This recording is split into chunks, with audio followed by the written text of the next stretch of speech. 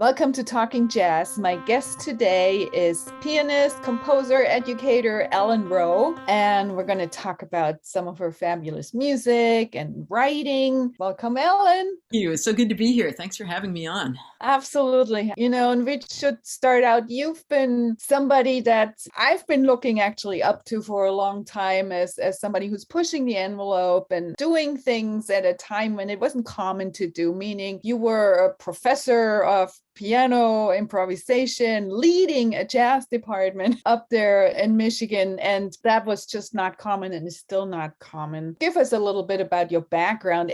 How did you get in piano and how did you find your way in this area? It was really interesting. Growing up, I was the youngest of five kids with two Juilliard trained parents. And so there's two pianos in the house. And my dad had perfect pitch. One of my brothers did. I grew up with perfect pitch. And frankly, by the time I came along, I think my parents were a little tired of the lessons, and they just kind of let me find my own way, which was great. And it had its bad side too, which was that I probably didn't practice as hard as I might have, or gotten my classical technique together the way I could have if I'd had lessons. But I just puttered around, and I remember proudly playing in my junior high jazz band. And viewers can't see, but I'm doing air quotes around jazz, which was really a jazz rock or rock band playing the Carpenters, and music that is great. I am not slamming the Carpenters, but it definitely was not jazz. And then when I got to high school, I thought, I'll just keep in the jazz band. And there was a very hip director who took me aside and said, look, you may have all this, talent or whatever, but if you don't actually know something about jazz, you're not going to play in my jazz ensemble. And that was like a rude awakening.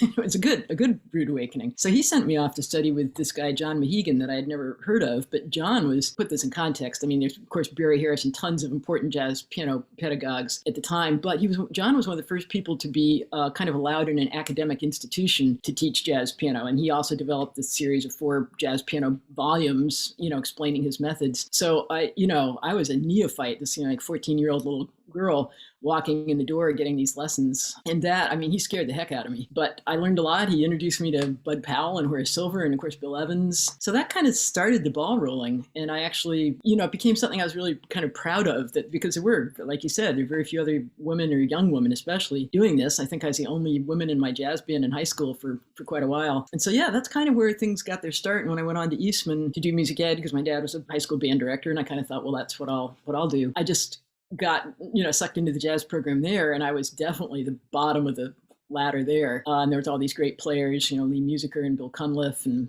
Daryl Grant and all, just in so many, I could keep going. And so that got me really, really inspired. And then, of course, I got to work with Ray Wright and Bill Dobbins and learn about jazz composition. So that's kind of how the whole thing got started. And then I was lucky enough I worked on cruise ships for a bit, and I was lucky enough to get my first teaching job, which was sort of half-time, starting a jazz program, believe it or not, at the University of Connecticut, which was wild. I think I was 24.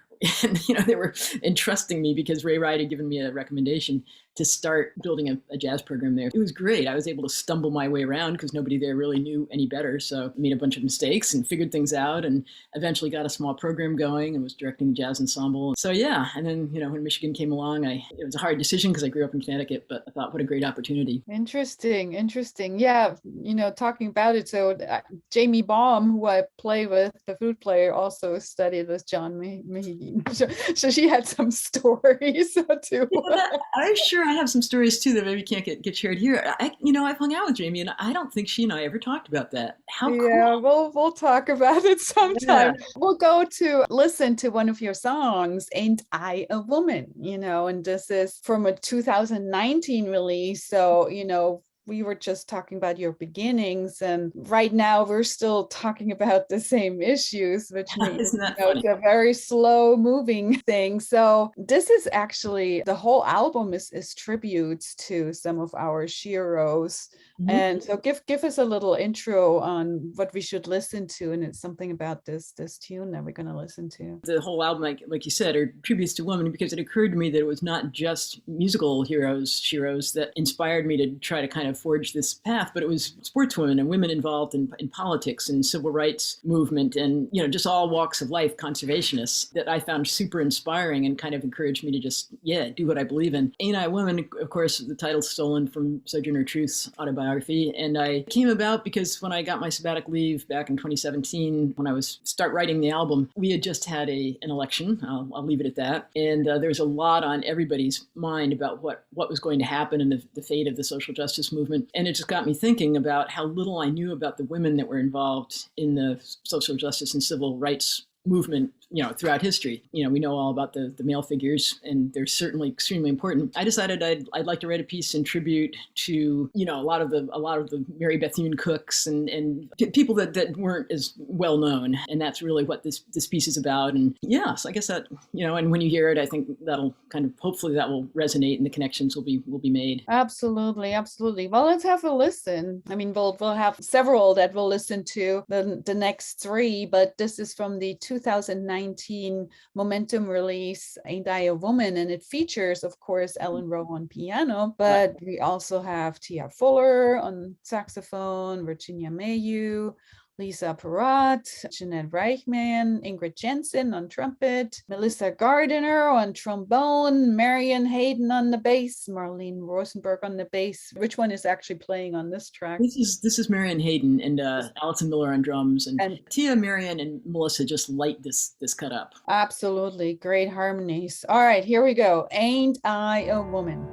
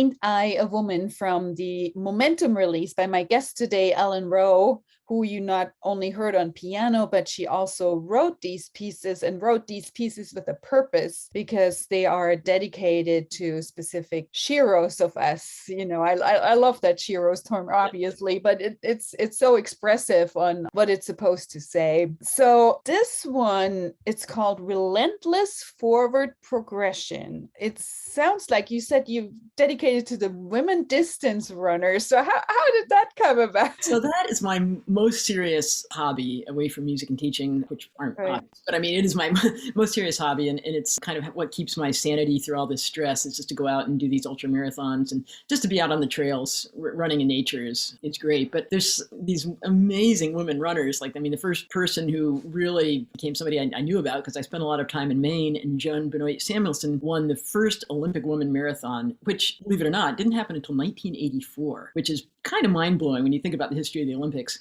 That was the first year that women were allowed to run the full distance, just because, we were so delicate, right? We're going to break bones or whatever. Joni ran. She was injured when she ran, and she still won the whole thing. And she's amazing. She's my age. I think she's 63, or maybe she's a year or two older. And she is still running like sub 3-hour marathons. So she was one of the people that, and she gave me, I met her before my first Chicago marathon and got to talk with her, and she signed my hat, and, she's such an inspiration.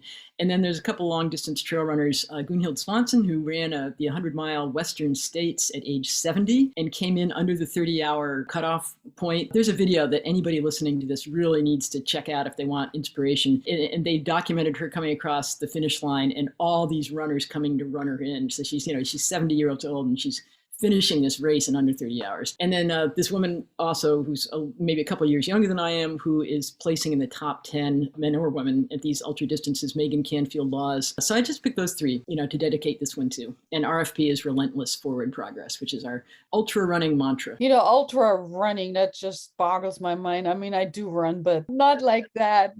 I always wonder what keeps you going, like after a certain point when, normal people give up. How do you keep going? What's that relentless forward progress? Before you start, I mean, you train for it. And I mean, you're always trying to push, your distances a little bit more each time. And you start believing in yourself that you do the distance. And then you have, they have aid stations out on these races. So, you might run 4 or 5 miles, and then you get to stop for a few minutes. And these amazing group of volunteers who are cheering you on and encouraging you and feeding you soup or, sandwiches, whatever you want. And then you take off again. So it's getting that encouragement. And sometimes you can have people running with you, pacers. And other times it's just like other runners, in these races, these incredibly inspiring people who are trying to do the same thing you're doing. And you just hook up with them and you suffer together. Suffer together. I like that. So how did you translate that into music? Well, what do we hear that portrays that? So in the beginning are kind of what I would call sort of clouds of sound. And that's sort of like this, you're at the start line and you're just wondering if you can even do this. And you're just filled with kind of doubt. And it's,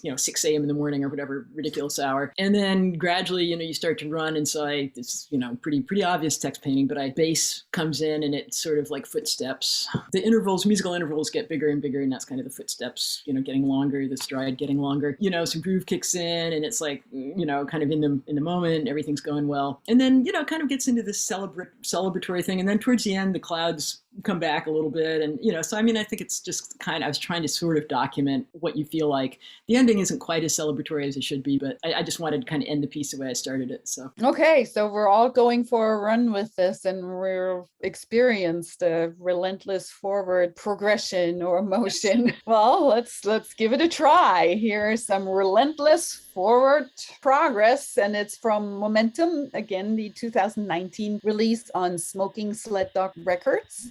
And again, it's Ellen Rowe on piano. We get the full group here on it, right? Tia Fuller, Virginia Mayu, Lisa Perrott, Jeanette Reichman, Ingrid Jensen, Melissa Gardiner, and who is the bass player this time? This time I believe it's still Marion. Still Marion Hayden and Allison Miller on drums. Here we go.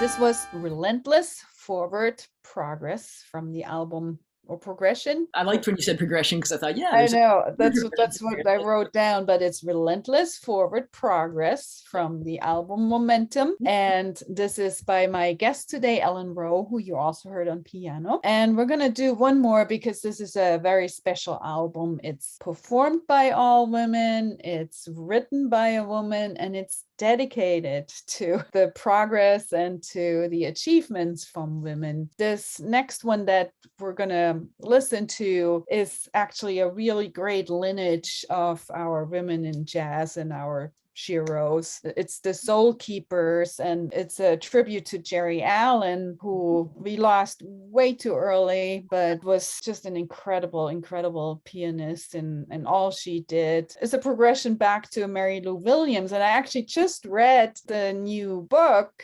by Deanna Witkowski on Mary Lou Williams, which is wonderful. She did a wonderful job. A lot of things I didn't know, but you work closely with Jerry Allen. You should give us a portrait of her and what inspired you here. Boy, yeah. So, of course, I wanted to write something to memorialize and celebrate Jerry. And Jerry is coming deeply out of Mary Lou and, like you said, that lineage. So what was fun for me in this piece was sort of trying to combine elements of Mary Lou with, so the boogie woogie and the left hand, kind of more typical typical blues progression, but Jerry's kind of angularity and her interesting intervallic use. And I was trying to kind of have a kind of a modern right hand and a, more traditional left hand and kind of make that work. But Jerry, boy, I mean, what an honor to have her as a colleague. We didn't know each other at all before, and so it was a little bit awkward at first because I was there already teaching piano, and she was being brought in because we had some special monies available to bring artists of that stature in, and she was coming in to teach jazz piano, and so we kind of tiptoed around each other for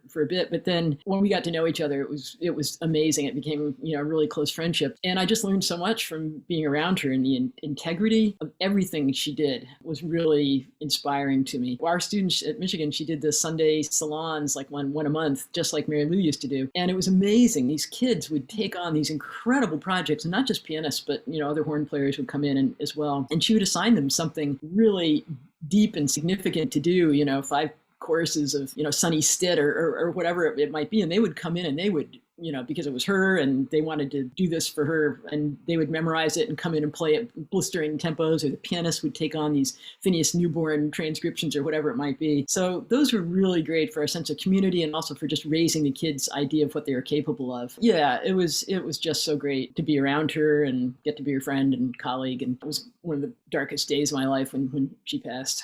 She was playing till the last minute. She didn't let anybody know that. No, she didn't. She's very private about it. I got to meet her a few times, and just such a beautiful personality. That's such a great story that the students were trying to live up to that. If you put a model in front of them to inspire like this. Yeah, she was a force to be reckoned with, and a beautiful person. I actually share a birthday with her and Chicoria, which is really cool. So yeah, let's listen to this. Let's get your boogie woogie with the modern right hand and all together. This is called The Soul Keepers, dedicated to Jerry Allen and going back to the lineage to Mary Lou Williams. And again, this is from the wonderful album Momentum 2019 on Smoking Sled Dog Records. Here we go.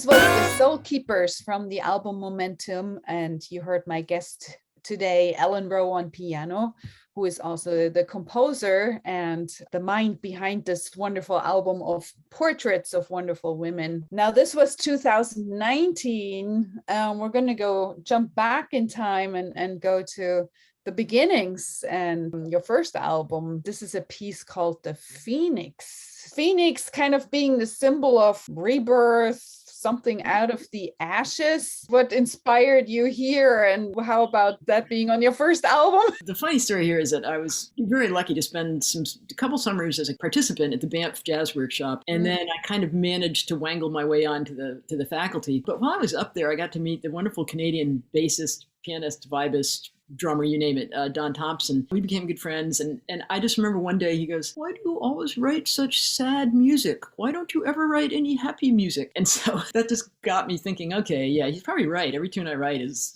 sad for whatever reasons. So I specifically set out to write a happy piece for Don. And that's, it's in C major and it's a samba, whatever. So it's about as happy as you can get. Very out of character, but it was good for me. So tell us who's playing on that, because I'm not sure I got all that info. So the bassist on this is a player from Ann Arbor who I love working with, Kurt Kroenke. The drummer is a drummer that I play with all the time in a lot of trios and quartets, Pete Sears. The saxophonist is my colleague, Andrew Bishop. So it's all Ann Arbor folks. And at this point, when I moved to Ann Arbor, I had not recorded an album. And I had a student who was just on my case constantly, and he was a really good business person. And I got to give a shout out to him, Ben Jonas. He basically forced me. He got the studio. He kind of helped me set up the studio time. He helped me find a graphic designer. He showed me the ropes in terms of just getting the CD together. He's to blame. Oh, that's interesting. What a cool story. And I mean, he's right. 2001 means you were already teaching for a minute and doing all these things, right? 1984, yeah. I mean, I moved out to Ann Arbor in 1996, and so I've been teaching for you're right, quite a while, and there was no reason not to do an album. It just didn't occur to me. And this kind of thing, I think that's pretty typical of a lot of women. We don't take ourselves seriously enough, so we don't think, oh, I should be out recording an album. Instead we're kind of going, nobody wants to listen to me. So thank you, Ben. He's the one who got things going. Well, I'm glad he did. What I think is doing these albums these days, you don't do it for money or for anything, but it's a snapshot in time, and it kind of documents where you are, what you are, and what you do. And it's good to have. Once you look back, you're going, that was an interesting time, and I can reflect on everything else that's going on. It is. That's a great way to describe it. It's a snapshot, and I know there's less and less, especially younger people who are playing CDs, but I still like the concept that you come out with a product, something you can have in your hands. And I love writing liner notes, and I love combining the art, and, so you can really look and see who's on the album. And I was just about to say something like kids these days, but you know this as well as I do, that the students are, listening to all the various streaming services, and they're getting their music in very different ways than we did. But unfortunately, a lot of the time they have no idea who they're listening to, when it was recorded, anything about the date. I'm still kind of a fan of albums and CDs and liner notes and things like that. Well, let's have a listen. This is The Phoenix from the 2001 release Sylvan Way by my guest today, Ellen Rowe. Here we go.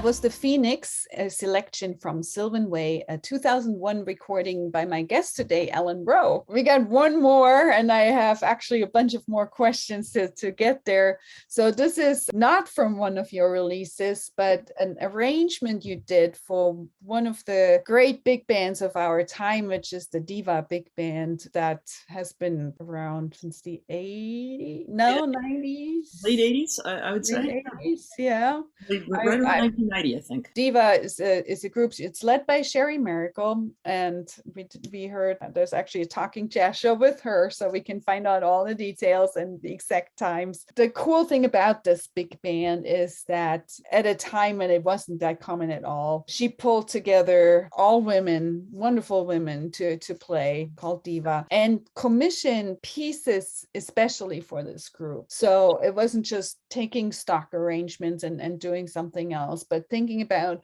what do we want to play with that group, and how do we portray this group with a special set of music. You got to write one of those arrangements for them. Maybe that also gives us a glimpse into your writing and composition style, which we haven't talked about too much yet. It sounds like a little bit of a challenge. I feel pretty seems to be more like a cute little melody. So how do you do that? How do you package that and make it a cool big band arrangement? I was very lucky, and Sherry brought me in pretty early in to do some arrangements, and I think I've got maybe 6 pieces in their book right now, or at least they're there. I mean, they've been there for a while. I don't know how many of them they still play, but so that it was a really nice opportunity to both get a chance to write for such a great band, and to get to know Sherry and get to know all the women in the band. But sometimes what they did is, one of the people who was also very important in terms of bringing the band together was a guy named Stanley Kay, and Stanley and Sherry worked together closely,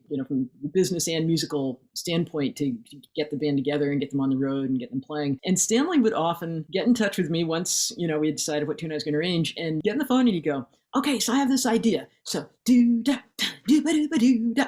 And so I'd be listening to the ideas, kind of write them down. And part of me was going, well, I'd really like to write my own arrangement. But then part of me is going, he's helping run the band, and I better take stock, and he's a great jazz musician himself, and so I'm going to pay attention. So he did actually. That's the lick that I used to start the piece, and I'm pretty sure, if my memory is correct here, that he sang something like that idea in my ear over the phone. From there on out, it was mine. Yeah, I was just trying to think of some things that would make it unique and not exactly like the original tune. So I took it into 4/4. I had a little moment where the rhythm section drops out and it's just brass, and just trying to there's a little Barry Manilow modulation at the end when just take it up a half step. But yeah, it was fun. It became something that I was really proud of. I'm really proud of the way it turned out, and especially since I didn't really like the tune to begin with, so just you have to work through that stuff. But yeah, it was a challenge, and it was fun to do, and fun to make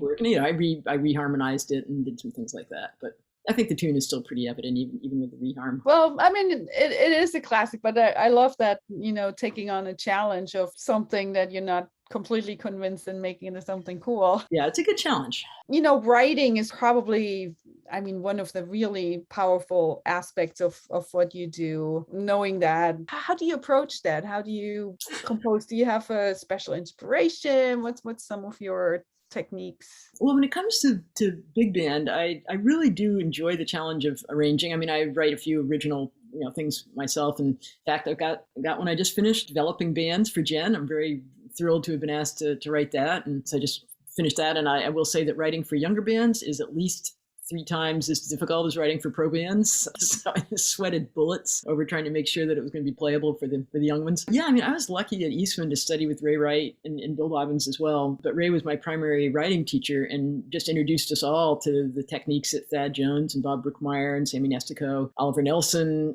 all the important writers. And so we got those sounds in our ears in terms of big band writing. And he also talked a lot about form and development. We looked at Bill Homan's writing, Claire Fisher, just it was a really wonderful education. For me, the trick is to get a flow happening and to try to keep things fresh and not predictable, and changing bar lengths and adding deceptive resolutions and the whole thing. And I think the joy for me too is I was a music education major undergrad, and I'm very, very grateful for that, because I learned to play all the instruments very badly, but I learned to play them all. And so, that gave me some insights into, writing for them, because I knew things that were hard to do on them and things you shouldn't do on them, and, how bad it sounded to try certain notes and hold them for bars and bars. So that, I think the combination of having that incredible jazz composition arranging pedagogy, and then being music ed, and then being a pianist. I mean, a pianist makes it so much easier, right? You can just sit down and, oh, wow, look at this great 8-note brass voicing. It sounds beautiful on the piano. I bet it's going to sound really nice on the horns. I feel really fortunate that, all those things have worked in my favor, I think. Yeah, I have the Ray Wright book, a classic and the basis of all composition arranging classes for sure. I'm a troglodyte. I still write with pencil and paper, and, when I need to copy. I've got Dorico downloaded on my computer, and I suppose I should learn Sibelius, but I just love putting notes on the page myself. And so at this point, I'm trying to just get commissions so that I can afford to farm out to true copyists to have them do that. But I just love putting the notes on the page myself. So agree. There's something special about sitting there with the pencil and student composition where they've just sat at their computer and hit the keys, and have not been at a piano or have not put the notes on the page themselves. There's a difference when you're putting it on. I use my little credit card to get all the stems straight, and everything looks, very nice. What's next? What are you working on right now? What's coming up? Well, since Momentum got selected to play at the Gen Conference coming up, Jazz Education Network, I will, of course, which you know a ton about and are heavily, heavily involved in the administration and the board and everything. So I'm writing a new piece for them that will add Regina Carter to the mix. Excited about that. That's should be done in the next week. I've got hopefully another big band, younger developing big band piece that I'm going to be working on. And I would really like to get back to writing for some pro big bands as well. I'm hoping some of those things will happen. And then I think probably the next personal project, I'd like to do a second album for Momentum, but I've got to save up my money for that. And I think I would like to get a trio album out. I haven't done a trio album since that first one. I think that's the next thing up will be. I agree. You should do that. Trio album next. That's what I'll do. Thank you, Alan, for spending your time with me and sharing a lot of insights into your music. That was really, really special. Well, thank you for having me on. This radio show is such a great idea. It's so wonderful. All right. So last one is Ellen Rowe's arrangement of I Feel Pretty. And this is from the 1999 Diva release, I Believe in You. Thanks again, Alan. Thank you, Monica. It's been a pleasure. Good luck with everything. And I will see you soon. We'll see you in a month or so. See you soon, everybody else. Dallas in January, 5 to 8 for the Gen Conference, and much more to come. I Feel Pretty. Here we go.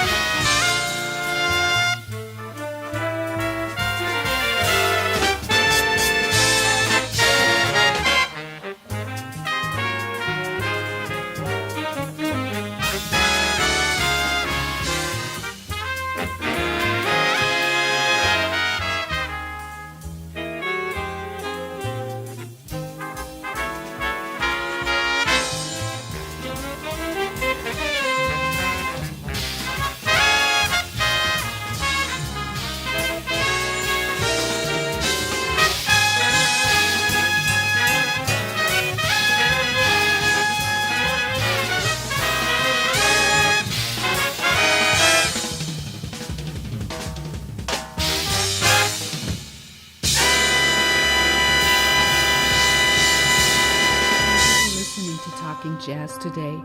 My guest was pianist, composer, educator, Ellen Rowe. Tune in for Talking Jazz every Thursday at 11 a.m.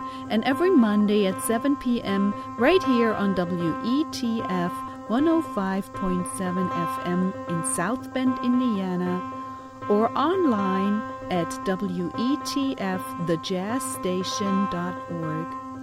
Also find videos of previous shows on YouTube on the Monica Herzig channel. That's MonikaHerzig. Subscribe to get the newest updates. Thank you for listening.